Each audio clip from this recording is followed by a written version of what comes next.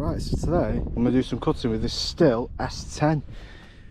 It's quite a rare saw this, you don't see many of these. It's basically an 08S or a Stihl TS350, but I think it was like the homeowner model, so it had like a rear handle and a different carb, different air filter setup, but it's got a 20-inch bar on it. I think it's 404 chain. I think they only made it for about 4 years, 5 years, could be wrong, I don't know. But it's been in the container for probably a year, and I put some fresh fuel in it and it just fires straight up.